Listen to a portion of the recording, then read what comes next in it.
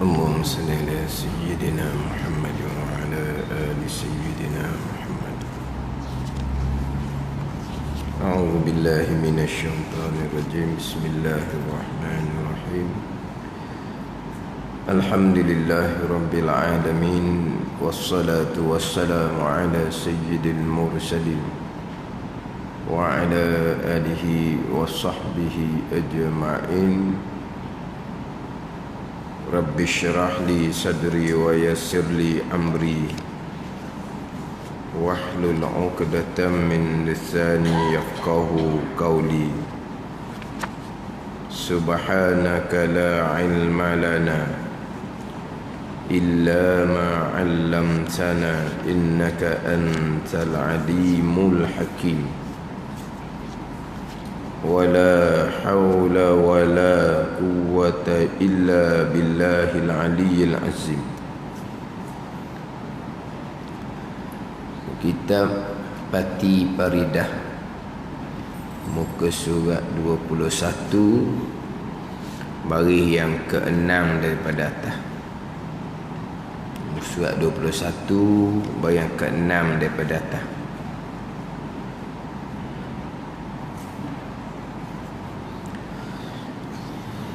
Qala al-muallif rahimahullahu ta'ala wa nafa'ana bi'ulumihi amin.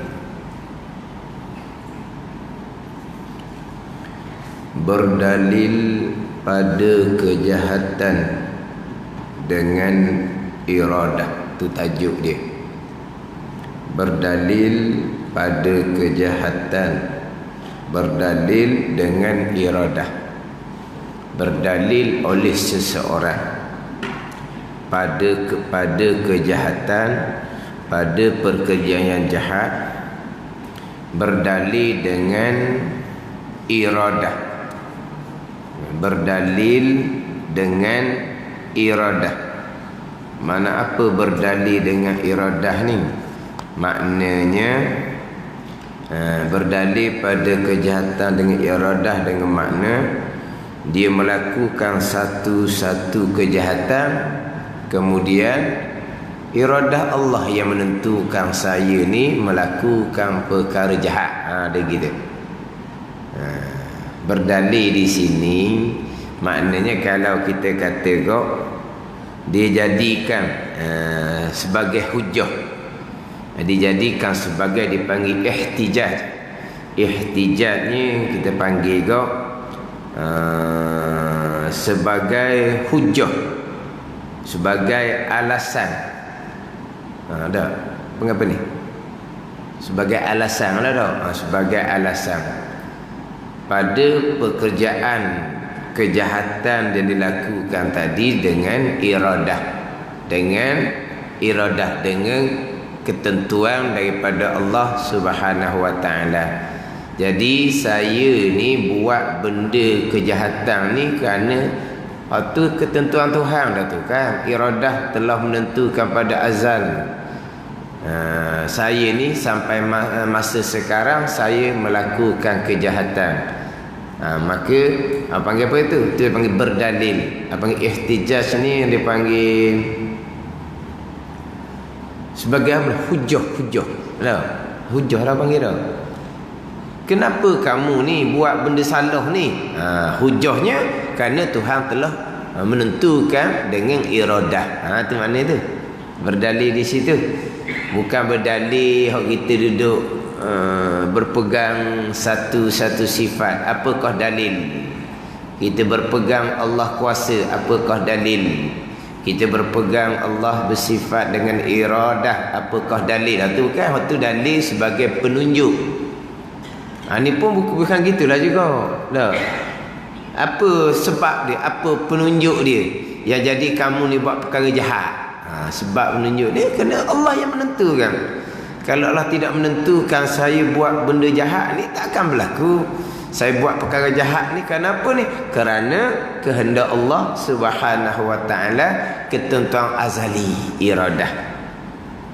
Jadi berkaitan dengan berdalil seumpama ni, ihtijaj buat hujah seumpama ni, buat alasan seumpama, apakah hukum dia? Tidak harus. Apa makna tidak harus? Yakni haram bagi seseorang berdalil, yakni berhujah. Berdalil yakni berhujah. Dia dalam kitab ada silap dalam kitab Faridatul Faraid, dia tak kata berdalil, dia kata berhujah. Ada siapa bawa kitab Faridatul Faraid? Kalau ada silap lah. Dalam kitab Faridatul Faraid berhujah, buat alasan. Tidak harus bagi seseorang berdalil ni berhujah dengan katanya. Kata apa kata dia?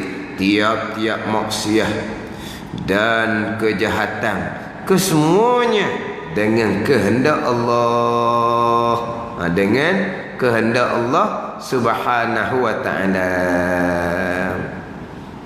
Berdalil dengan kata seumpama ni bila ni? Sebelum kerja maksiat, supaya ia hendak buat maksiat, atau kemudian daripada kerja maksiat, atau kemudian kerja maksiat ni kalau kosok hendak lari daripada had atau takzir. Apa hukumnya? Tidak harus, yakni haram, dosa besar. Berhujah, berdalil dengan kejahatan yang kita lakukan ni adalah datang daripada kehendak Allah Subhanahu wa ta'ala. Jadi sekarang ni pembicaraan adalah berkaitan dengan perkara jahat yang berlaku bagi seseorang. Dari segi pegangan kitanya, kesemuanya adalah datang daripada ta'alluq iradah. Allah yang bersifat iradah menentukan, menetapkan, memutuskan segala-gala perkara yang akan berlaku, termasuklah perkara yang jahat. Ini pegangan. Tetapi kita bicara berkaitan dengan pegangan ni pada ketika kita nak mengajar berkaitan dengan pegangan. Adapun ketika berlakunya perkara maksiat, tak boleh nak sandar kepada iradah Allah Subhanahu wa ta'ala. Adapun ni kita duk cerita ni, cerita bab pegangan, dipanggil maqam ta'lim. Ketika kita mengajar, kita sandarlah kejahatan tadi tu kepada kehendak Allah Subhanahu wa ta'ala, rukun iman yang keenam. Jadi baik dan jahat, perkara baik tu tak ada isu lah. Perkara baik ni tak ada isu, sebab perkara baik Mu'tazilah yang berpegang perkara jahat bukan datang dari iradah, ia berpegang perkara baik datang dari iradah. Hak Mu'tazilah ni lah. Hak Mu'tazilah yang berpegang perkara jahat bukan datang dari iradah, mereka berpegang perkara baik datang daripada iradah. Kita cerita iradah ni, tapi kita sebenarnya iradah dan kudrah, qadar dan qada, kedua-dua. Baik jahat, qadar dan qada, ketentuan Allah yang bersifat dengan iradah, dan pekerjaan Allah, perbuatan Allah yang bersifat dengan kudrah. Tapi dia cerita di sini hak iradah. Sebab apa dia hanya sebut iradah? Sebab apa yang ditentukan oleh Allah yang bersifat dengan iradah, sampai masa Allah buat lah. Ada ni? Sampai masa Allah buat. Jadi sebut hak ketentuan sudah lah. Perkara jahat tu ketentuan Allah, iradah. Dah sampai saat berlaku, siapa yang buat? Siapa yang buat tu sudah tanya dah. Tu memang Allah yang buat. Allah yang menentukan, sampai masa Allah yang buat.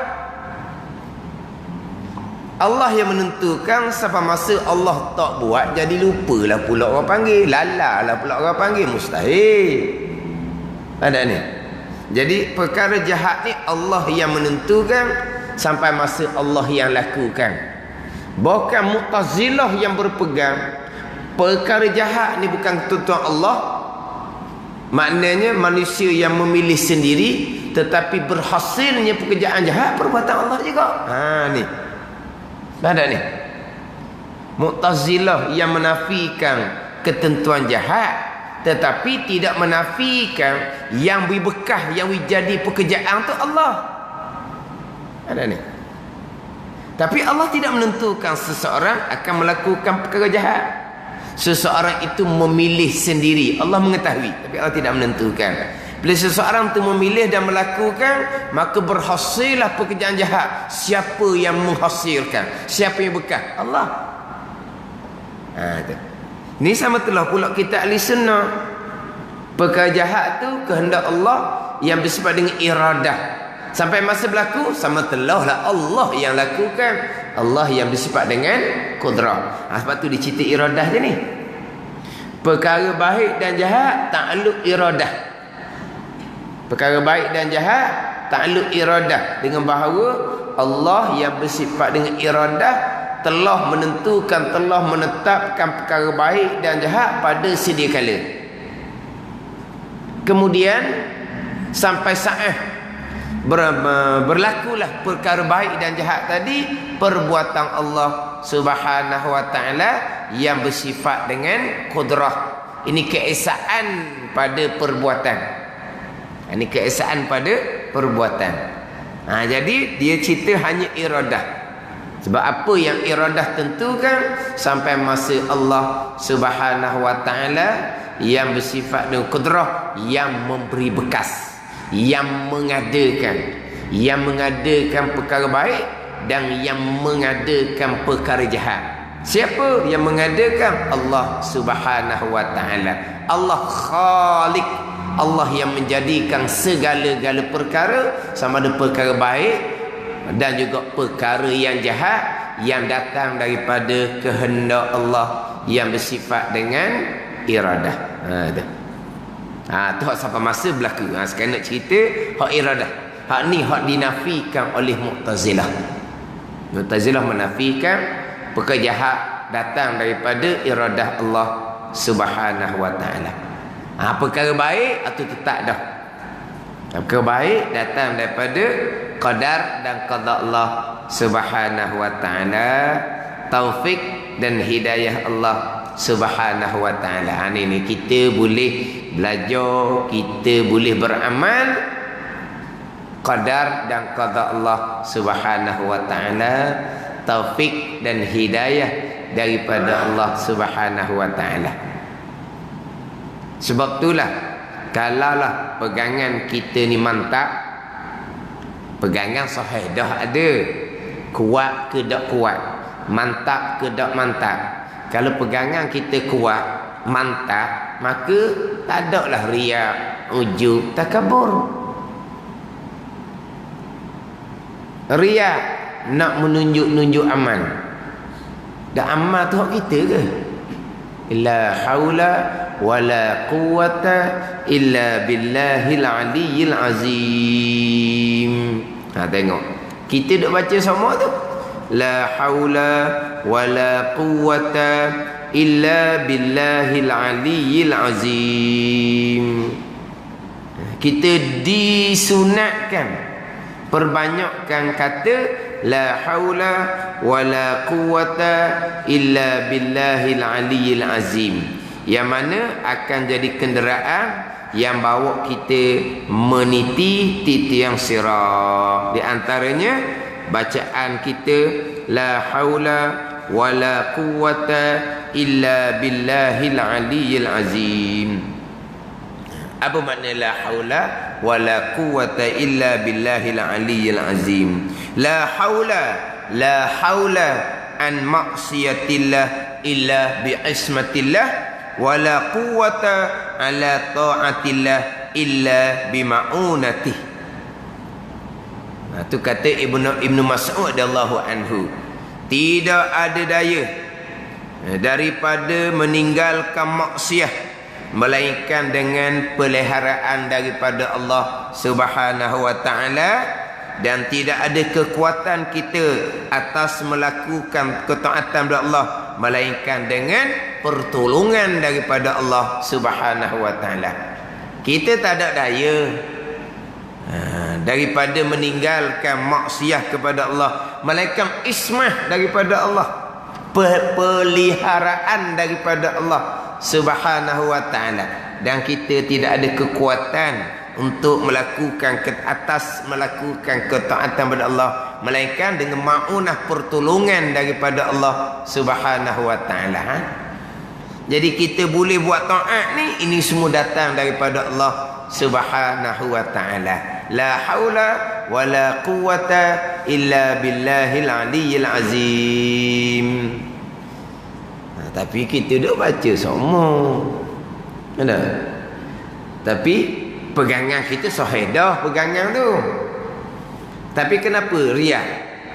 Tadilah iman kita lemah. Akhirnya kita macam budak-budak nak menunjuk barang yang bukan hak kita hakikinya. Bukan barang tu hak kita hakikinya. Tapi jenis budak-budak pinjam hak orang pun ditunjuk. Padahal dia pinjam je tu. Bukan hak dia pun dia pinjam je. Tapi dia pinjam tak pinjam pun dia nyoh. Dibakar, dibawa, dilewor. Kalau hak jenis pakar, dia pakar. Hak jenis bawa, dia bawa. Mainan dia pun bawa, dia pun ngendeng pun. Tayang dia pun tayang kepada kawan-kawan dia. Kawan-kawan dia pun tengok teliu cari ayah lah suruh beli retik. Malah kawan tu bukan ayah dia beli pun, dia pinjam je. Tapi jangan nak pinjam pun. Ada tak budak kalau pinjam? Nak tunjuk buat pinjam. Tak, dia tunjuk juga. Tu lah. Kalau kita peseng nak nunjuk amal yang bukan hak kita, peseng tu lah. Bukan hak kita tapi nak nunjuk. Gimana? Dah tidak berpegang ke kebaikan tu datang daripada Allah? Tak sedap tanya tu, waktu tu tak dah kitanya. Tapi kenapa jadi kita nak riak dengan kebaikan yang datang daripada Allah Subhanahu wa ta'ala? Kerana dalaman kita tak kuat. Kenapa kita nak wujud? Nak perasan kita banyak ilmu, banyak amal. Ilmu datang dari siapa? Amal datang dari siapa? Daripada kudrah dan iradah Allah, ya, benar tunjuknya. Nak takabur sama telah lah kita nak sombong atas kelebihan yang ada di kita. Kelebihan mari mana? Mari daripada kudrah dan iradah Allah Subhanahu wa ta'ala. Ada ni. Atau kata kalau kemas sini tak ada lah. Riak, ujub dan takabur contohnya. Dah kalau Tuhan dak pilih dak lah. Ni belajar ni. Ni saya sebut semua kan belajar. Kita pada waktu duha ni tak nampak lah, sebab waktu duha ni orang sengaja mari. Waktu duha orang sengaja mari. Hak boleh nampak nyatanya waktu maghrib. Ada orang dia tak mau belajar. Dia hanya nak datang berjemaah. Dia hanya nak datang bertugas. Sebagai Bilal, sebagai imam, sebagai petugas saja. Akhirnya sampai masa orang duk ngajar kuliah maghrib, dia kadang-kadang baliklah isyak mari pula. Tak mau belajar biasa tu. Masa mengajar dia pun balik. Isyak nanti dia mari pula. Tak. Biasa je tu. Ada pula yang jenis nak balik, dok cakap panggil dok. Dok larat. Dok cakap. Dok cakap ke dok cakap? Dok cakap dah. Dok cakap. Bukan check out ni. Dok cakap. Dok cakap ni kalau kita tengok dok tak ada rank lah, tak ada tenaga, tak larat.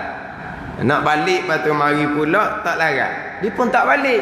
Tapi orang duk ngajar macam-macam. Ada duk berzikir, ada duk ngaji Quran.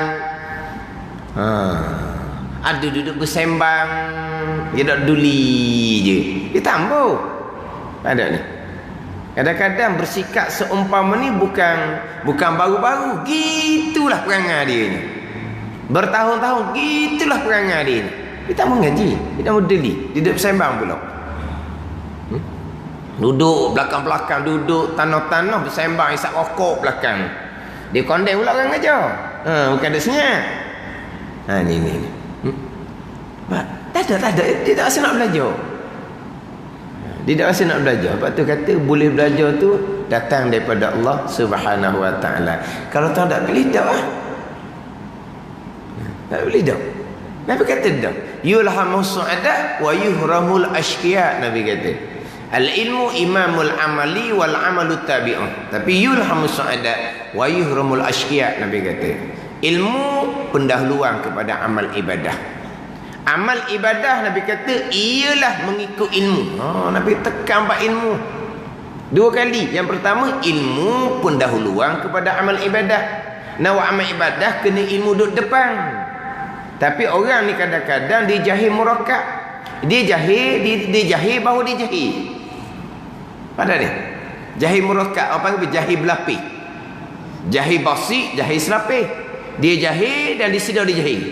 Dia mudah kira ni nak belajar. Orang cerita gapa-gapa dia mudah terima. Jahil murakkab, dia jahil, dia tak sedar dia jahil. Ni payah. Ni kadang-kadang orang mari nak suap pun dia tak menganga mulut. Ni ayat-ayat saya ingat arwah tugu saya sebut.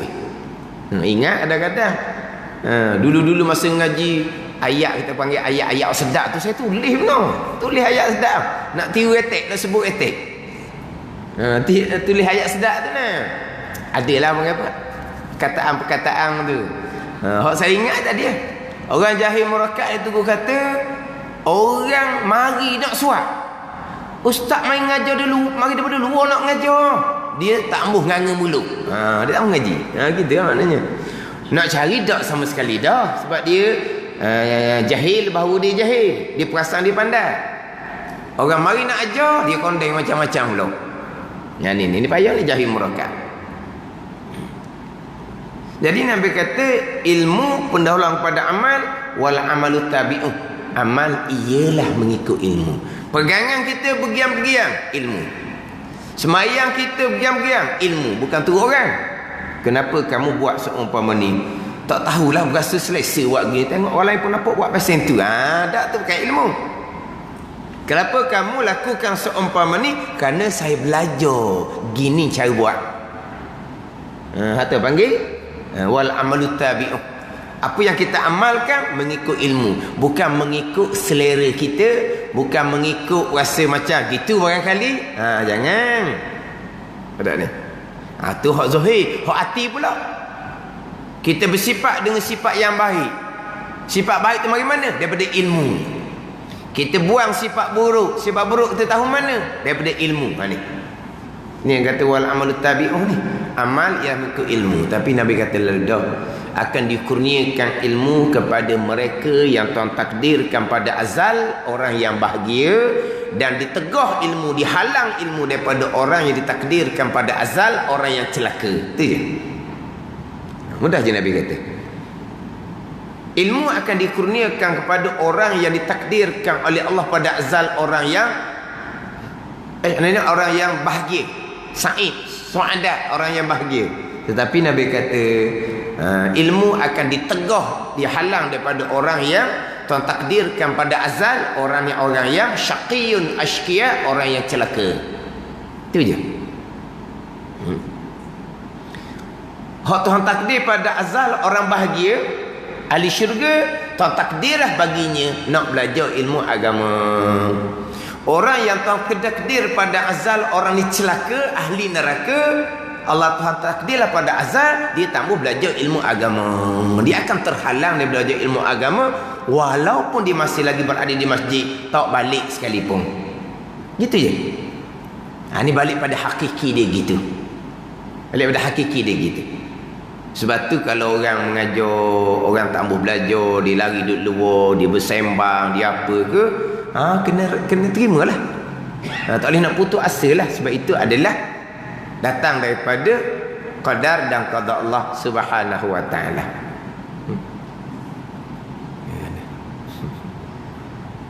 Tu dia pergi bersembang jauh. Dia pergi ngaji Quran luar, dia berzikir luar, siap berzikir depan lagi.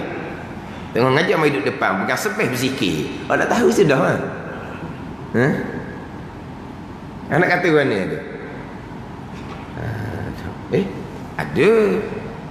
Mai duduk depan. Hok duduk belakang tu dak pelik ah. Ngajar je dia pun berzikir. Orang mengajar dia pun ngaji Quran. Dia mengaji Quran, wallahu a'lam dia pun tutup Quran. Tiap-tiap minggu seumpama tu, seorang je ayah haji pula orang gitu tu, seorang je. Dia punya akalan pemikiran dia warna wallahu a'lam. Dia mikir macam mana? Orang ramai tu duduk dengar belaka. Aku seorang tak boleh dengar, aku nak ngaji Quran. Orang panggil norma dak orang panggil. Kalau kira baik buruk tu lah. Kira baik buruk. Kira bab norma ke dak yang kita lakukan tu? Norma ke dak? Baik tak baik hati dulu, baik tak baik tu. Norma ke dak? Orang lain satu masjid, orang berpuluh-puluh beratus duduk tunggu dengar ada kitab pula. Kita depan-depan orang, kita pun ambil Quran, kita baca. Hak ni memang wayar putus lah kalau kita kata kau. Wayar putus ni memang wayar putus. Tapi comel dia kata. Nampak je comel Zohir tu, jangan duk main tu. Ingat molek tau. Wayar putus. Abang apa? Tak normal lah. Tak normal. Sebab apa? Orang duk tengok belaka. Kita buat satu benda yang orang seorang pun tak buat, tapi tergamuk buat. Kenapa?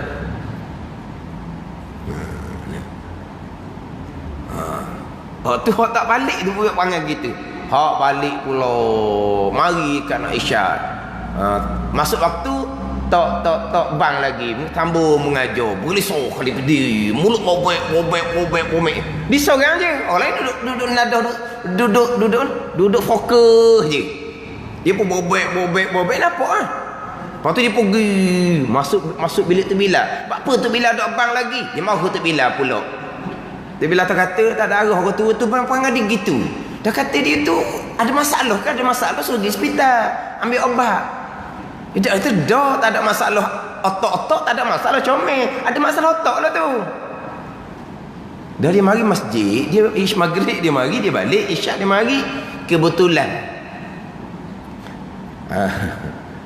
satu masjid isyak berhenti lah. Bila ada rakaman radio isyak berhenti. Bila tak ada rakaman masuk isyak, kita lajak lah. Tak ada rakaman Masjid Putih dia ada rakaman, kita isyak tu berhenti. Tapi kalau tak ada rakaman arti yang royak minggu ni kita nak start lagi ni. Biasa kalau dia cuti bulan puasa dah dia ambil rakaman. Mana kadang-kadang dia nak start rakaman terlambat sikit. Begitu tak ada rakaman, kita pun isyak tak berhenti lah. Sambung straight. Boleh 10 minit ke 1 jam ke. Dia biasa mari isyak orang bang. Sebab biasa gitu. Mengajar cucuk belakang. Ni kata normal ke tak? Dia mari tengok dah orang duduk fokus. Persoalan tak habis lagi ni. Persoalan tak habis duduk fokus. Dia mari duduk apa dia tengok tu, dia tegur orang tu. Tapi orang ni orang jenis baik. Kalau jenis orang hak jenis bekeng, mu ni gila ke? Kalau jenis bekeng lah. Dah adalah dia bunyi dia babak dia duduk cocok pula dengan orang hak duduk fokus ni. Kalau jenis bekeng, awak ni gila. Kita tengok orang lain duduk ngaji ni. Orang nak kata senyap je, orang nak puas hati. Pergi masuk bilik terbilang, suruh terbilang bang. Terbilang orang tak tahu je. Ni apa panggil apa ni? Memang kalau kira norma tak norma. Tapi kenapa begitu? Masjid 5 waktu berjemaah. Tapi mengaji jangan. Dok sama sekali. Tu bahagian dia. Nabi kata wa yuhramul ashqiyah, akan ditegah, dihalang ilmu daripada orang yang telah tertirakan pada zat orang celaka. Ini memang orang jahil. Orang ada ilmu takkan buat kelakuan seumpama tu. Dah kalau orang jahil pegangan macam mana? Semayang kita macam mana? Hati kita dengan Tuhan macam mana? Kalau Zuhir pun gitu dah, hati macam mana? Nak ganggu orang seumpama tu. Dengan kita seorang, orang beratus duk tengok ngaji. Tu kata pelik tu.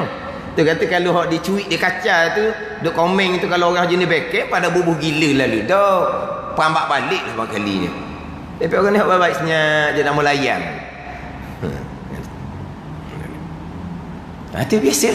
Tak ambuh. Hak orang masjid dah tu. Orang hak 5 waktu di masjid. Tu je. Lepas tu kita Tuhan pilih boleh belajar, kita wajib bersyukur. Bukan riak, ujub, takabur. Ada ilmu pula, ujian besar pula kepada kita. Amalnya macam mana pula. Ada.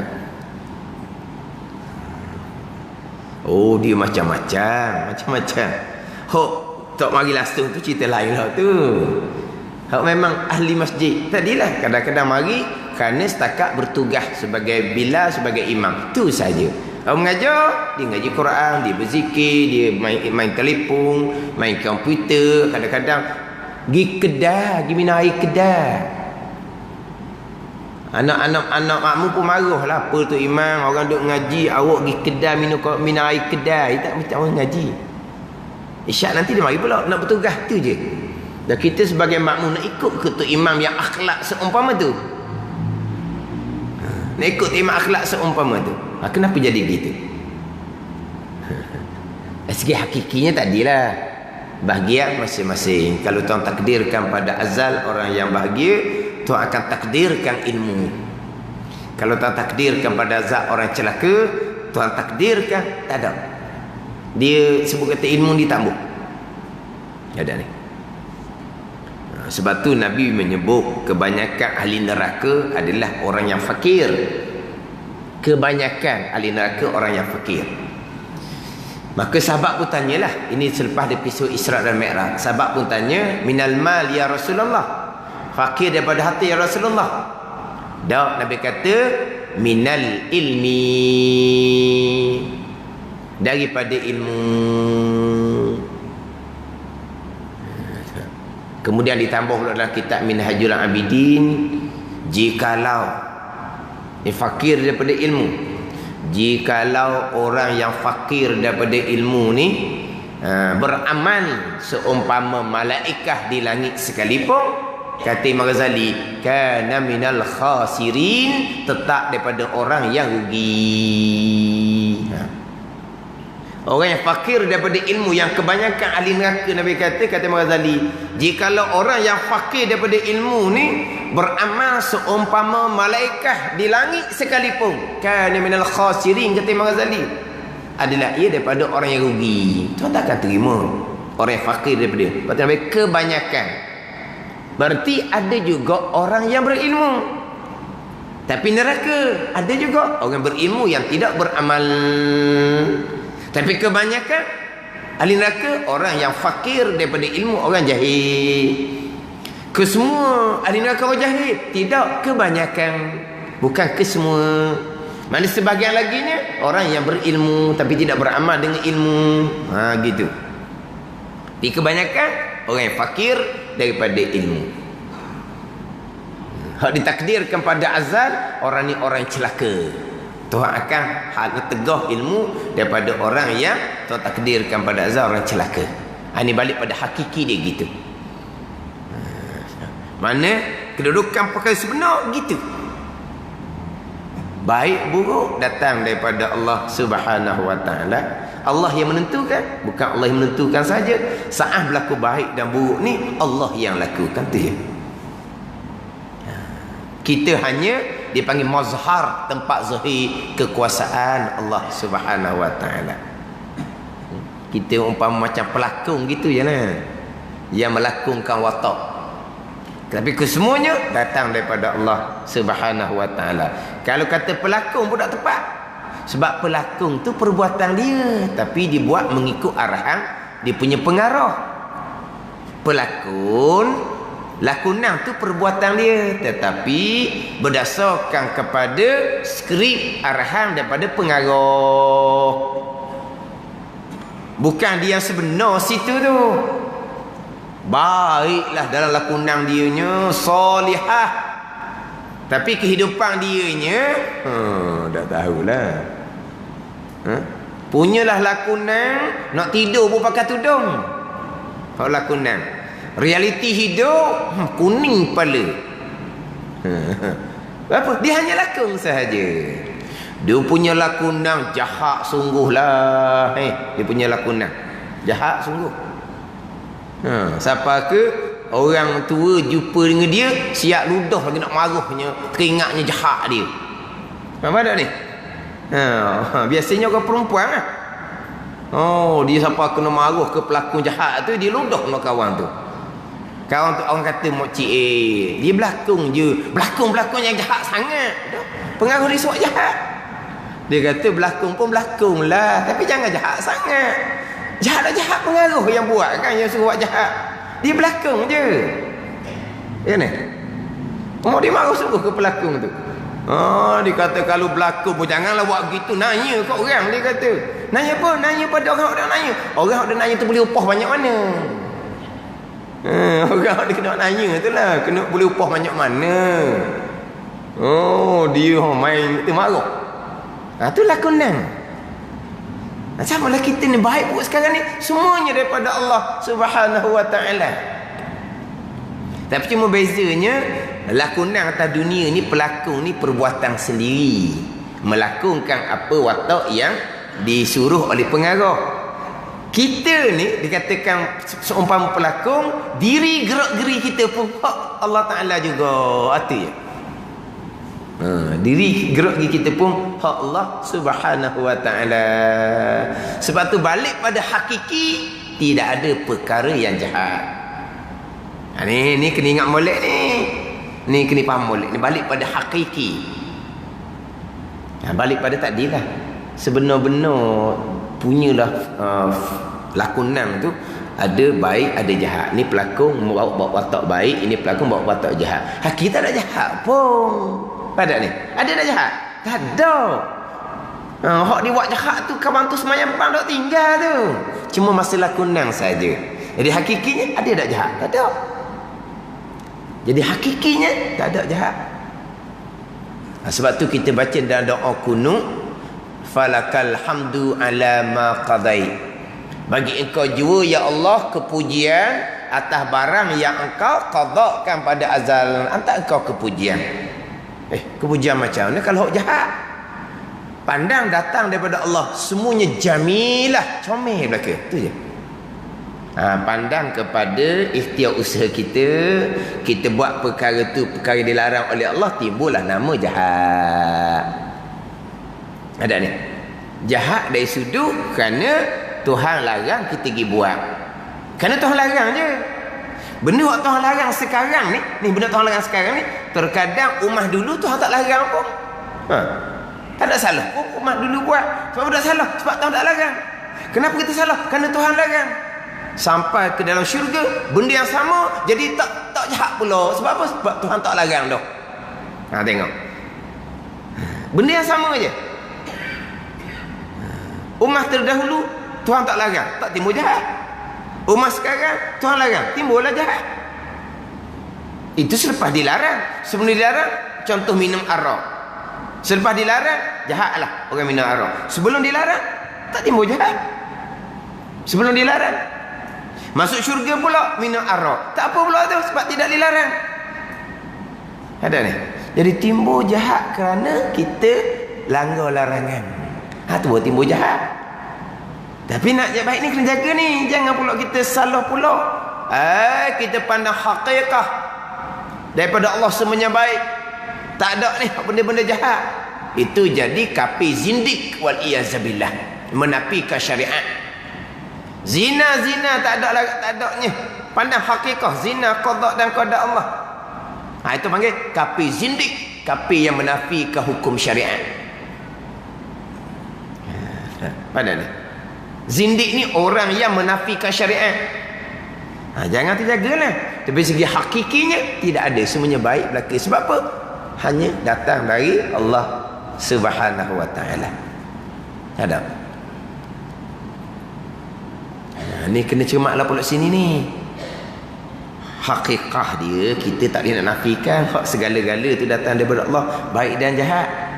Bila kita kira daripada datang dari Allah segala-gala baik dan jahat, maka timbul daripada Allah tu perkara jahat.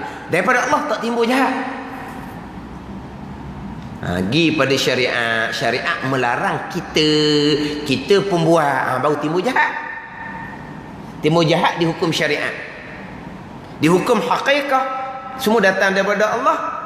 Nak timbul jahat pun hak Allah. Ada jahat hak Allah? Tak ada lah jahat hak Allah. Siapa di syariat, kita ikhtiar usaha memilih dan melakukan perkara jahat kalau Tuhan larang, maka timbullah jahat dari sudut syariat. Dan begitu kita ambil hakikah saja, tak ambil syariat, tu kafir zindik, kafir. Hak Imam Ghazali mengatakan bahawa bunuh seorang kafir zindik lebih baik daripada bunuh 1000 orang kafir asli dalam peperangan. Bunuh seorang kafir dalam peperangan menegakkan agama Allah Subhanahu wa taala. Nabi kata, orang yang membunuh, orang yang dibunuh di hari akhirat tidak akan berada di tempat yang sama. Ada ni. Dalam peperangan untuk menegakkan agama Allah, dia pun bunuh orang kafir itu. Nabi kata, orang yang membunuh, orang yang dibunuh di hari akhirat tidak akan berada di tempat yang sama. Apa maksud dia? Orang kafir dibunuh, mana tempat dia? Neraka. Jadi orang Islam yang membunuh ni tidak akan berada di tempat yang sama dengan orang kafir yang dibunuh tu.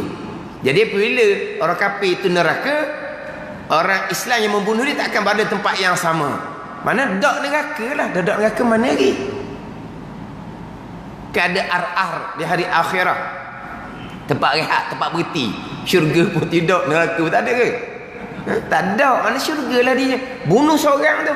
Imam Ghazali mengatakan, bunuh seorang kafir zindik lebih baik daripada bunuh 1000 orang kafir asli dalam peperangan. Ini. Mana kafir zindiknya? Dia menafikan syariat Allah Subhanahu wa taala. Memang hakikinya balik pada rukun iman. Zina sekalipun datang daripada qadar dan qada Allah, iradah dan qudrah Allah Subhanahu wa taala. Datang daripada Allah. Nak timbul jahat kat mana? Mana ni? Falakal hamdu ala ma qadait.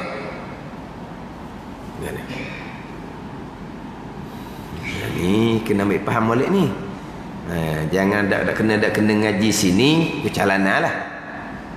Jangan pandang kepada pencuri, pandang kepada Allah. Apa dia ni? Syariat ni mana? Syariat ni mana? Tak, saya pandang hakiki. Hakikah lah. Syariat ni mana? Dia baca buku Hakikah, dia ceramah dari Aikim.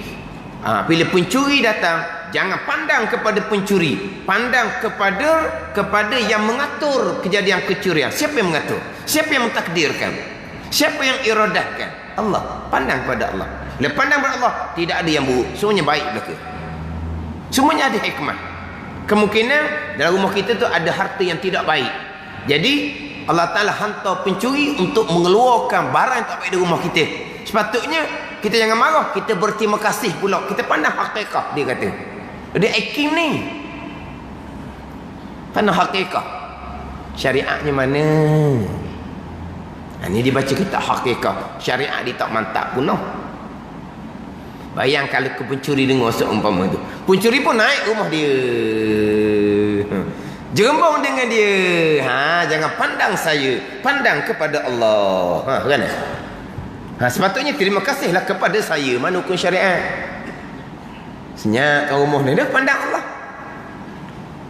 Malam esok naik pula, pandang kepada Allah. Sebab apa? Harta tak baik dalam rumah awak belum habis lagi saya keluar. Kan? Syariatnya mana? Ni orang baca kitab Hakikah. Kalau tak kemas syariat, bukan kitab tu salah, dia membaca tu salah. Hakikinya semua datang daripada Allah. Sampai makam hakiki yang sebenar, awliya illah, tidak ada di basirah, mereka hanya ada Allah. Tak ada lah. Yang ada hanya Allah. Tak ada timbul buruk-buruk tu sampai makam hakiki. Tuan letak di situ bukan kita lakon. Tu cerita lain lah tu. Orang sampai makam hakiki sungguh, dia tidak pandang melainkan pandang Allah. Orang curi pun tak boleh naik rumah dia. Kalau curi naik rumah dia, dia jamu pula makan minumnya. Bertaubat lalu curi tu esok ni. Ni orang sampai makam hakikah yang sunnah. Dia tak pandang melainkan hanya Allah. Kalau pencuri naik pun, Tuhan beri ilmu kepada dia, dia tahu dan dia jamu pula pencuri tu. Diri pula bekal pada pencuri tu, esok lusa bertaubatlah pencuri tu. Tu sampai makam hakikah sungguh. Sampai makam awliya, tu cerita lain. Jangan duk lakon hak ni. Menafikan syariat punah lah.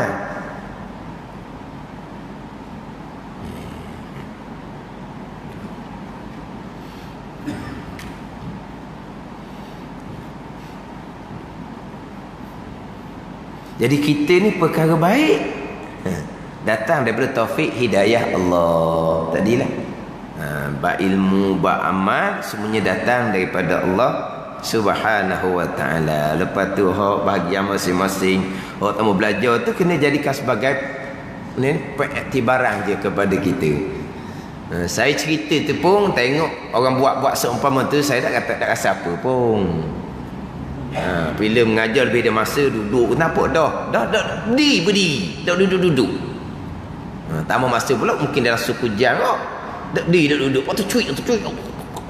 Nampak mana dia buat tu kita nampak lah. Dia bukan buat belakang tak nampak, dia buat nampak. Kata tak normal. Lepas tu pusing pergi masuk bilik Tok Bilal apa bayar? Suruh bang, dia kata. Dah nak kata ruan ni. Kalau jenis-jenis beken orang gitu ambil pakai ikat je mana-mana tiang. Mung ni dah kerti bahasa ni, orang duk ngaji belakang ni. Mung dah lah mari tak mau ngaji dah, mari sibuk apa. Tapi orang baik-baik tak apalah. Tapi ditunjuk. Tambuhnya pada belajar. Tambuh. Masa tu ajar bab semajemaah masa tu. Buat mafik masbuk, buat majemaah. Apa tambuh?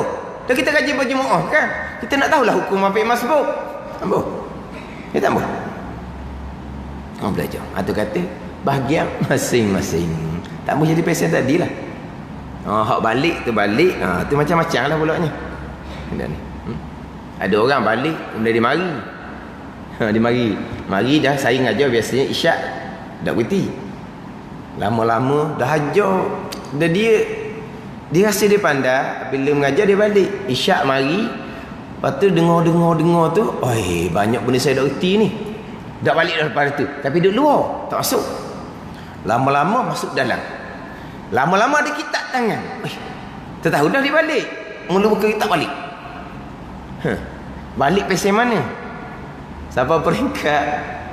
Dia biasalah. Kalau orang luar ni, orang tunggu. Kalau orang sama sendiri ngajar ni, lari ya. Duduk depan. Ingat ke penceramah mana? Kena-kena saya naik. Daripada duduk depan ni, balik. Lagi balik. Duduk depan tu, lagi balik. Tak mau. Dah jenis cakap makam tinggi semua pun. Karamah je. Jenis makam tinggi je. Balik. Ngajar je biasa eh. Lepas tu balik awal-awal. Tengok ada dalam. Tak balik. Lepas tu orang kata ustaz lama dah tak balik. Hidup luar. Dulu dia balik. Dia mari. Dah mula lepas isyak tu masuk isyak berhenti lambat. Jadi dia dengar tu. Ni aku dah erti ni. Baca kitab Fatih Faridah ni je. Ingat ke baca kitab Fatih Faridah ni lah. Lari orang depan dah lari. Lama-lama tak balik tapi tak masuk dalam. Tapi tak balik. Kalau cerita dalam kitab Fatih Faridah ni tak erti, cerita bab makam apa? Duk kamak situ, kamak sini. Lama-lama masuk dalam, akhirnya beli kitab. Itu bahagian dia lagi tu. Bahagian dia tu. Tapi nak ceritanya, kalau tak uri tu, tak ambuh, lari. Tapi sebab masa tahu nak uri kau, akhirnya berkitab. Ada ni. Jadi kebaikan yang berlaku semuanya datang daripada Allah Subhanahu wa ta'ala. Kita wajib bersyukur, kita berdoa supaya ilmu yang dikurniakan oleh Allah ni kita dapat ilmu bermanfaat yang kita boleh beramal. Tu jelah. Orang ni kita kata kita duha tak ada masalah lah. Tapi kadang-kadang orang yang maknanya 5 waktu datang berjemaah, kenapa kuliah duha tak boleh mari nak belajar? Itu bahagian masing-masing. Itu cerita hakiki ni. Orang tak belajar tak boleh sandar ke Tuhan. Kenapa orang yang boleh berjemaah 5 waktu tapi kuliah duha, mengajar bab akidah, mengajar bab ilmu fadha'il tak mau belajar? Yang paling pelik orang perempuan. Tu paling pelik. Tapi tak pelik lah kalau kita pandang kepada iradah Allah Subhanahu wa ta'ala bahagian masing-masing. Kita pandang zahir. Perempuan yang paling pelik. Berjemaah apa tuntutan pada orang perempuan? Fardu kifayah. Orang perempuan datang berjemaah fardu kifayah? Tidak. Dalam mazhab Syafi'i tidak dituntut, cuma tidak dilarang perempuan-perempuan tua yang tidak ada tanggungjawab apa-apa dah untuk datang berjemaah di masjid. Tidak dituntut, tidak disuruh, tapi tidak dilarang. Itu mazhab Syafi'i kita. Kan ada orang perempuan datang berjemaah pada waktu dia ingat ke fardu kifayah? Tidak ada. Ada ni. Tapi orang perempuan 5 waktu dia mari. Tapi belajar bab akidah ni fardu ain. Tak kira lelaki ke perempuan, tua ke muda, dia kena belajar. Tak mau belajar. Nak kata mana? Ada ni. Kalau kita pandang Zuhair, pelik sangat-sangat lah. Bukan tak dengar orang mengajar, tapi tak peduli. Tak mau. Tapi kalau pandang hakiki, semuanya daripada Allah Subhanahu Wa Taala, tak ada bahagian. Tak pelik. Bulan Ramadan, tarawih penuh alik tabir orang perempuan. Penuh alik tabir orang perempuan. Penuh alik tabir orang perempuan. Tapi masuk kuliah maghrib. Masuk kuliah maghrib. Tak ada ni. Kadang-kadang kawasan perempuan kena esok. Sebab apa? Padat kawasan orang perempuan. Mari ke apa tu? Mari berjemaah tarawih. Berjemaah 5 waktu pun bukan fardu kifayah bagi orang perempuan. Sama telah berjemaah tarawih. Penuh berjemaah tarawih. Tapi kuliah maghrib fardu ain, kenapa tak penuh? Tu kata pelik apa panggil. Berjemaah tarawih pula lepas isyak. Semai sunat lepas isyak. Semai sunat ni bangun duduk. Belajar fardu ain lepas maghrib. Belajarnya duduk je, sandar, berlunjuk, jenera pun boleh. Jenera dah letih, tidurlahnya. Bukan macam di sekolah, kita tidur, bedoklah kepala kitanya, cikgu gandeng dengan pemadam kapur jam hari tu. Kita tidur dalam kelas, bedok kepala. Apa nak bedok kepala? Dah pemadam kapur tu warna putih, dia pun gandeng, kena molek atas kepala, bedok lah. Tidur dalam kelas, mak kau cikgu lah. Tapi kita mari ngaji kuliah maghrib fardu ain, tak ada apa-apa pun, dah kita orang letih, tidur. Mudahnya belajar lepas maghrib pula. Ini lepas isyak, bulan Ramadan, sehari berpuasa letih. Lepas isyak, semayang sunat, bangun duduk, boleh. Tapi kena belajar, tak boleh. Tu kata pelik, tapi bahagian masing-masing. Gitu ya. Segi satu tempat buat tazkirah tarawih. Macam gitu, penuh orang perempuan. Penuh. Lepas daripada tu dijemput tazkirah lepas maghrib, cerita bab ilmu. Ada 2-3 orang je orang perempuan. 2-3 orang je. Masa Ramadan tu penuh. Lepas masuk habis Ramadan 2-3 orang. Duduk pula dekat dengan tabir tu nampak dah lah 3 orang. Dia bersembang pula daripada mula ngajar sampai habis kelas. Puan 2-3 orang ni bersembang pula. Bersembang pula nampak. Kalau bersembang duduk tepi-tepi tak nampak. Dia sembang nampak pula 2-3 orang tau. Ada dalam 2-3 orang celeh bersembang pula. Dah katakan tu. Tak pelik lah. Ke kan ni? Ni cerita bab ilmu. Nak belajar tak mau belajar. Saya biasa cerita kan. Tepi pondok, tak pernah mari pun pondok. Tu pun ngajar tak jawi pun tak mari pun. Tak mari. Bukan kata anti dengan pondok, tidak. Kalau pondok buat gotong royong, mari tolong 10 kejap tolong. Tolong sungguh. 10 kejap. Kita budak pondok ni tak pandai buat kerja. Buat kerja sikit letih kan. Tunggu ada, kita kerja, tunggu naik tahu rumah, kita pun lari kan. Pihak kampung dia tolong sungguh 10 kejap. Tapi tak mari belajar. Kadang-kadang dia keping pula kepada kawan-kawan dia. Marilah ngaji pondok kampung saya ada tugu aling. Ngajar kitab marilah mengaji. Dia keping kawan dia jauh-jauh. Lepas tu dah awak mana? Dia tak pergi. Apa dia tak tahu nak, tak ada bahagian gitu. Tak ada bahagian. Bukan kata tak berahi. Kalau kita budak pondok ni kalau gimana tu baik, kalau ada buah-buah, diwi buah-buah, mana berahi, minat. Tapi belajar tak boleh. Ada bahagian masing-masing tu. Ada. Dan orang sendiri pun hak belajar tu pun gitulah. Sejarah mula-mula nak belajar, kadang-kadang belajar lepas tu berhenti tak nak turut belajar pula. Dia macam-macam kita orang belajar ni. Tapi kita boleh istiqamah belajar datang daripada iradah Allah Subhanahu Wa Taala. Boleh beramal sikit banyak, datang dari iradah Allah Subhanahu wa taala, kita wajib bersyukur. Tu je. Kita wajib bersyukur. Itu perkara yang baik. Mana kalaulah akidah kita mantap, akidah kita kuat, maka tidak akan timbullah riya, ujub, takabur. Kalau timbul riya, ujub, takabur dengan ilmu, dengan amal, maknanya akidah kita tak kuat. Akidah sahih, akidah bab pegangan sahih, tapi kenapa jadi riya, ujub, takabur? Walha yang kita nak riya, ujub, takabur tu semuanya datang daripada Allah, bukan hak kita. Itu bahawa kita dalamannya tak kuat. Ya, gitu je. Itu hak perkara baik. Ni bicara hak berkaitan dengan perkara jahat. Perkara jahat, pegangan Mu'tazilahnya menyatakan bahawa perkara jahat bukan datang daripada iradah Allah Subhanahu wa taala. Ini pegangan Mu'tazilah. Mu'tazilah berpegang perkara jahat Allah hanya mengetahui. Pegangan Mu'tazilah ni khilaf ulama, fasik, kafir ataupun fasik lagi mubtadi'. Kafir satu pandangan, tapi mereka tak kafir, tapi akidah yang fasik, akidah yang dosa besar.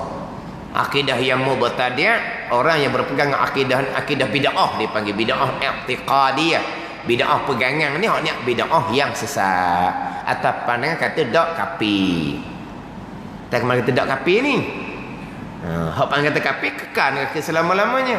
Atas pegang kata dak kafir, pegangan yang dosa besar, malaikat akan catat dosa besar ni setiap saat kepada kita. Wa imma dalam semayang, wa imma dalam bulan Ramadan, wa imma ketika berada di tanah haram Mekah dan Madinah.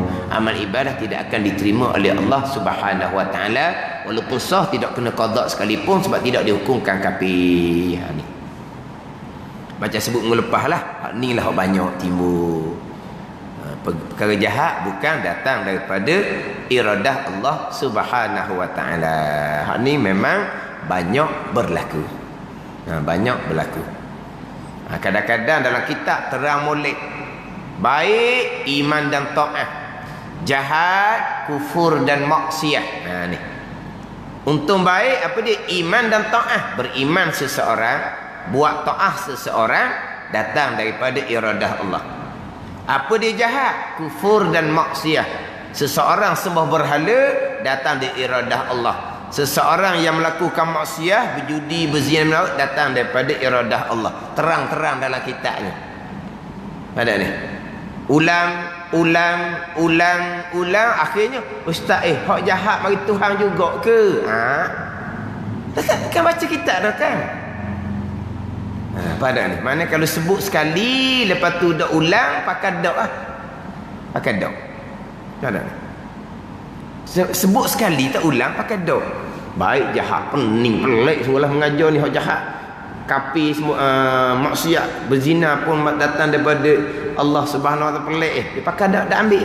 Bila ulang, barulah nak tanya juga, ustaz, hak jahat Tuhan juga ke? Lepas tu, rukun iman kita ke mana?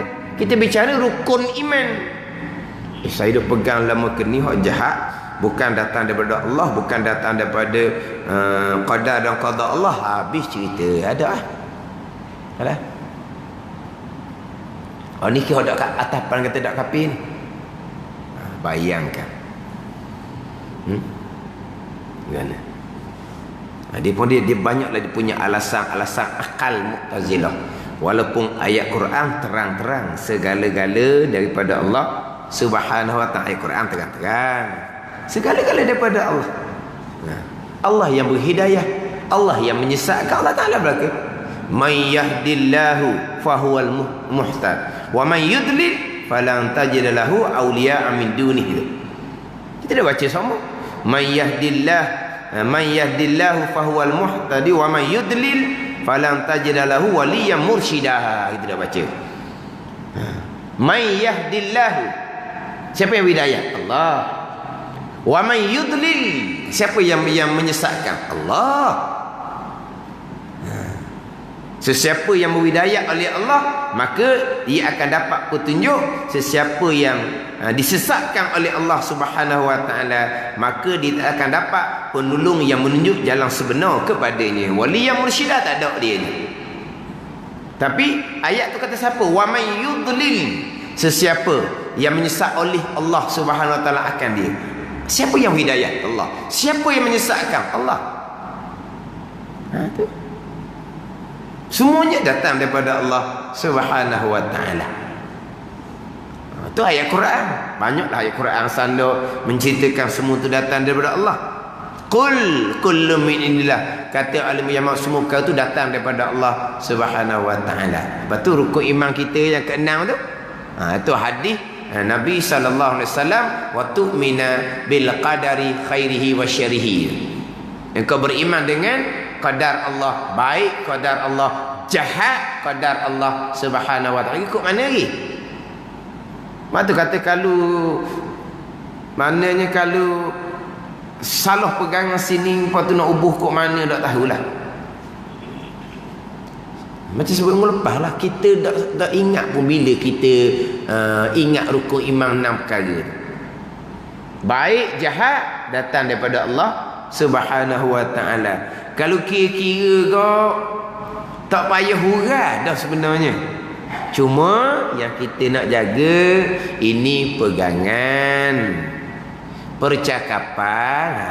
Kita wajib beradab dengan Allah dengan bahawa jangan sesekali kita menyandarkan perkara jahat kepada qadar dan qada Allah. Tu je nak cerita, takut terlajar. Dari segi pegangan cerita dah. Baik jahat datang dari qadar dan qada Allah Subhanahu wa taala. Bayangkan kita sembahyang bang tak pernah tinggal, tiba akidah kita akidah yang terpesong. Bayangkan macam mana dengan anak cucu kita kemudian kalau tak ajar molek dalam bab pegangan. Adab-adab lah, macam kata hujung ceramah tu lah, yang baik daripada Allah, yang tak baik datang dari kelemahan saya sendiri. Itu adab percakapan. Diwajibkan kita bercakap seumpama tu. Lepas tu jangan duk soal lah. Pegangan Allah Ta'ala belaka. Cakapan hak Allah, hak ni cakapan kau, hak baik daripada Allah, hak tak baik daripada diri kita sendiri. Jadi macam kita diajar berpura-pura pula dah. Ni soalan berlaku pelik nak usul, nak korek. Sekarang ni pegangan baik jahat daripada Allah, percakapan yang baik daripada Allah, yang tak baik daripada kita. Tak sama pula pegangan dengan cakapan. Jadi macam kita berpura-pura pula dah. Ni soalan ni pelik-pelik. Jadi soalan kita diajar berpura-pura. Berpura makna apa? Kok dalam lain, kok luar lain. Ni kata dia ni. Berpura ni. Dah, ini hak perintah syariat. So gitu sudah lah. Jangan kita duk korek panjang-panjang. Jadi kalau hak jahat pun hak Tuhan juga ni. Jadi kita ni dipermainkan oleh Tuhan ke? Allah, kadang-kadang payah nak cerita orang-orang hak akalan pasal gini. Orang-orang akalan pasal gini payah. Jadi macam kita ni dipermainkan oleh Allah. Hak jahat mari dia juga. Lepas tu kita disuruh cegah benda jahat. Kita disuruh larang benda jahat. Benda jahat hak dia juga. Tapi siapa macam dia main kita pula dah. Ni dia panggil dia. Dia panggil langgar batasan. Langgar sempadan. Akan timbul seumpama tu lah. Dan sekarang ni perkara jahat yang berlaku, kita diwajibkan cegah. Ada ni. Kita diwajibkan cegah. Kalau kita ada kuasa, cegah dengan kuasa ke, cegah dengan lidah ke, paling lemah kita benci dengan hati. Tetapi perkara mungkar yang syarak suruh kita cegah tu mari daripada siapa? Mari dari Allah. Jadi Allah suruh kita cegah benda mari dari dia. Jadi Tuhan ni nak main kita pula dah. Ni. Jadi bila soalan gini Allah nak cerita soalan ni pada umum. Jadi mari takut pula takut. Aku mikir gitu juga. Jangan. Jangan buat gitu. Mana cerita benda pelik-pelik ni sebagai pengajaran. Yelah, kita nak cerita juga benda pelik-pelik ni sebagai pengajaran pada kan kita dengar diri kemudian kan. Biar kita cerita sendiri benda gitu, benda hak tak baik ni. Hak timbul-timbul soalan yang pelik-pelik. Tapi cuma takut juga takut mari, saya pun duk mikir gitu juga. Jadi Tuhan ni apa benda ni? Benda jahat mari daripada dia. Dan disuruh kita cegah pula. Dia suruh kita cegah pula. Benda mari daripada dia. Apa benda Tuhan nak suruh buat gini? Ni. Dah kita segala-gala Tuhan kata hak dia lah. Lepas tu Tuhan suruh kita cegah lah. Tu panggil hamba. Mana ni? Tak suruh kait panjang lah. Tuhan suruh kita cegah. Lepas tu mari mana? Mari dia. Kenapa? Tak suruh tanya tu. Kalau kita banyak soal, jadi kita ni bukan hamba lah. Hamba pasal mana? Bukan kata soal akad muka pun dak, tu hamba yang sebenar. Tuhan kata cegah benda muka, kita pun cegah. Benda muka mari dia juga. Sudahlah, biarlah. Dia suka cegah tu cegah je lah.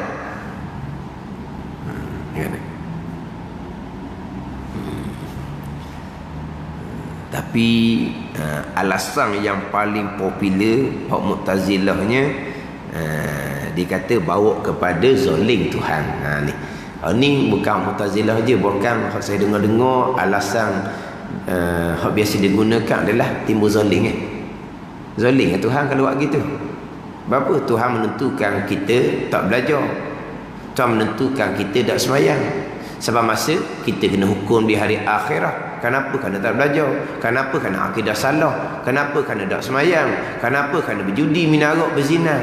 Dah berlaku tu mari mana? Mari daripada Allah. Lepas tu kita kena hukum perkara yang mari daripada Allah. Tak jadi naik pasal tu. Zalim Tuhan pasal tu. Dah aci ya kalau pasal tu. Ni. Ini hak paling masyhur alasan Mu'tazilah. Jadi Mu'tazilah ni nak lari daripada zalim gini, akhirnya bukan hak ketentuan Tuhan, hak kita sendiri dah sedar tu. Lagilah hebat kitanya, kita boleh buat benda yang Tuhan tidak kehendak, benda yang Tuhan larang di bumi Tuhan. Kita boleh buat benda yang Tuhan tidak kehendak. Power kita. Tengok. Dia nak lari daripada tekan zalim Tuhan. Dia bawa kepada kita hamba ni bukan hamba. Kita ni kita handalan. Sebab kita boleh buat bukan perkara yang Tuhan kehendak, bahkan perkara itu Tuhan larang di bumi Tuhan. Ada handalan kita. Kalau Tuhan kehendak zalim, nak lagi pada tu. Walah kena fahamlah zalim ni apa benda zalim. Zalim ni retah hak orang yang bukan diizinkan oleh tuan dia tu panggil zalim. Kan Tuhan kata hak dia, kau ada dia nak buat mana pun. Tuhan jadikan, Tuhan kehendak baik, Tuhan balas syurga. Tuhan jadikan, Tuhan kehendak jahat, Tuhan balas neraka. Hak dia, timbul masalah apa? Dia kata hak dia. Sebab tu kita sentiasa menyebut dimasukkan ke dalam neraka dengan keadilan. Adil. Kan kita sebut gitu kan? Dimasukkan ke dalam syurga dengan kurniaan, fadli, kurniaan. Dimasukkan ke dalam neraka dengan keadilan. Sebab apa kita reke dua tu? Masuk syurga, kurniaan. Masuk neraka, keadilan. Dua-dua ni nak tolak Mu'tazilah belaka ni. Mu'tazilah dimasukkan orang mukmin dan soleh ke dalam syurga bukan kurniaan Tuhan, wajib bagi Tuhan. Dia berwajib. Kita tahu kurniaan Tuhan. Bukan wajib. Kalau wajib tekan atas Tuhannya.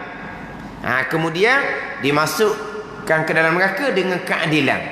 Sebab Mu'tazilah beranggapan kita yang berpegang hak jahat, yang menyebabkan masuk neraka tu hak Tuhan menjadi Tuhan zalim. Tak, keadilan. Hak dia, hak dia nak pun mana pun. Itu kita sandar dengan dimasukkan ke dalam neraka dengan keadilan. Sebab nak tolak Mu'tazilah yang mengatakan pegangan ahli sunnah, perkara jahat yang menyebabkan masuk neraka itu datang daripada Allah, atau jadi terzalim Tuhan. Ada tak? Hadir Tuhan sebab hak dia. Hak dia. Mana dia nak buat mana pun. Dia sebut lepas hak kita. Kalau kita nak buat apa pun. Contoh, hak kita. Kita ada kasut mahal. Kita ada kasut buruk, kasut carik tu. Kasut mana lusuh sangat dah kasut tu. Kasut mahal ni tapak dia tebal apa semua. Kasut mahal bagi kebun. Bagi kebun kasut mahal. Sebab apa? Sebab takut pijak benda-benda tajam. Ni tapak ni keras ni. Kasut buk tak ada gitunya, tak ada. Ada tu je. Kita pun pakai. Sebab apa pakai kasut mahal kebun? Sebab tapak dia keras. Dah tu apa pergi bandar pula pakai kasut hak buruk, hak lusuh gitu. Pergi bandar siapa masa nak semayang berhenti di masjid. Kalau kasut mahal-mahal berhenti di masjid nak semayang, budak pasyak duk mikir, nanti kan keluarkan kasut hilang ni mahal ni. Tapi kalau kasut buruk siapa nak ambil? Tu kan ni. Ada tujuan belaka tu. Tapi boleh nak kata mu ni zoling mu ni. Kasut mahal pergi kebun, kasut murah pergi bandar, kasut buruk pergi bandar. Apa zoling? Hak kita, kalau kita nak makan mana pun. Mana ni? Gitulah bandingan. Hak Tuhan belaka. Nak timbul zolingnya kat mana? Tapi itu di antara alasan hak paling masyhur Mu'tazilah gunakan adalah kalau Tuhan kehendak perkara jahat, berlaku perkara jahat, kita hamba dihukum, jatuh zoling Tuhan, Tuhan tidak zoling, maka perkara jahat bukan kehendak Allah. Jadi perkara jahat yang berlaku di bumi Allah ni bukan kehendak Allah, berarti kita handalan. Dia nak lagi daripada Tuhan zalim, dia bawa kepada manusia ni handal, Tuhan jadi lemah. Tu masih handal, Tuhan jadi lemah. Lemah Tuhan. Sebab apa? Sebab berlaku di bumi Tuhan benda yang Tuhan tidak kehendak, perkara jahat, benda yang Tuhan tak redha. Tak ada masalah, boleh berlaku. Lemah Tuhan. Siapa handal? Kita yang handal. Tu kalau ikut pandangan Mu'tazilah. Lepas tu tak boleh nak pakai akal ni. Ni tak boleh pakai. Semua hak dia belaka.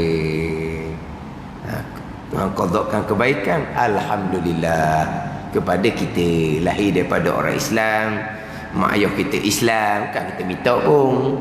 Kemudian kita beri taufik hidayah, belajar wa amal. Tu bahagian kebaikan kepada kita. Jadilah kita wajib bersyukur. Gitu je.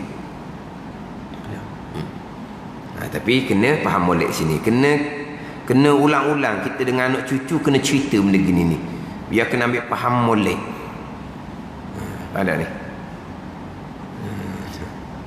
Baik ke, jahat ke, kesemuanya datang daripada iradah Allah Subhanahu wa ta'ala. Jadi kira-kira kita ni hak berdalil pada kejahatan tu kita baca semulalah. Berdalil pada kejahatan dengan iradah Allah Subhanahu wa ta'ala. Apa hukum kita berhujah benda jahat yang kita lakukan? Kenapa? Kerana Allah telah menentukan pada azal, Allah bersifat iradah. Berhujah, berdalil, beralasan seumpama tu hukumnya adalah haram, berdosa besar. Sebab peringkat kalau nak menghalalkan jatuh murtad waliyazabillah. Kenapa kamu berzina? Kerana takdir Allah. Berapa nak berdosanya, berapa nak salahnya. Zina takdir Allah juga, murtad orang ni.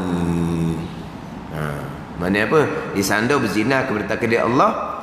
Kenapa? Kerana nak menghalalkan, maka jatuh murtad. Ini dalam kitab Patibadah ni comel. Ni kitab Patibadah ni comel, berkaitan dengan perkara yang jahat. Panjang cerita di hadapan berkaitan dengan perkara yang jahat. Wallahu a'lam.